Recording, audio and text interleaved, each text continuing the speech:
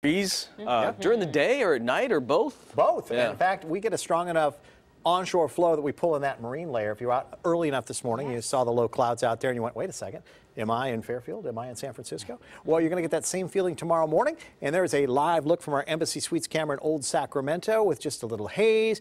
Looking at it looks like a quiet Sacramento River and a nice little commute there on the Pioneer Bridge, east and westbound US 50. And look at those numbers.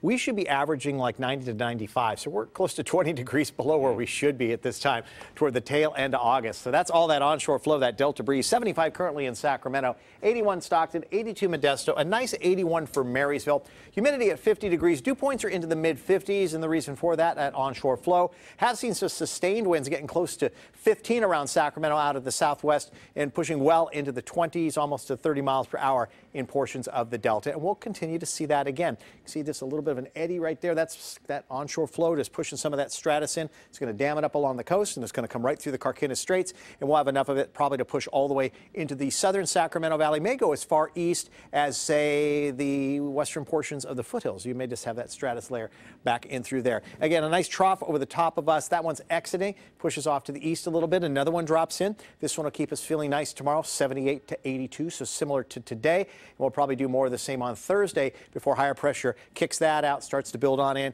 and we get to 90. That's as warm as we're going to get. That's fantastic. We'll be in and out of that kind of stuff as we head toward the unofficial end of summer, which of course is the Labor Day holiday weekend coming up. So it's going to feel kind of like it should, but not too toasty, because we can see temperatures into the triple digits at this time of the year still. So low to mid 80s, northern San Joaquin Valley. That's nice. Maybe a few low clouds to start, then sunny and 81 for Sacramento, 80 for Folsom. Beautiful weather, about 10 degrees cooler than you'd expect for this time of the year. Still smoke and haze in the north end of the valley, sorry to say, but at least your temperatures up there are in the mid to upper 80s with the chunky air. As far as the Gold Country, great looking weather, very fall-like, low 80s for Jackson and Sonora. You're going to find plenty of 70s there out toward Pollock Pines. Almost into the 70s there, at least almost into the 80s actually for Grass Valley. And then you're looking, of course, temperatures in the low to mid 80s with some smoke and haze in Plumas County. Lake Tahoe area, nice day, mild in the mountains. Upper 70s, low 80s, lows upper 30s to around 40 degrees, and all the way down toward Yosemite, looking pretty good there. We'll go with fair skies and low 80s. And then over toward the coast, you have the low clouds, partly cloudy skies by the afternoon, patchy fog to start, then a sea breeze and almost 70 for Monterey, mid 70s for San Jose. San Francisco, partly cloudy by the afternoon, breezy in mid 60s.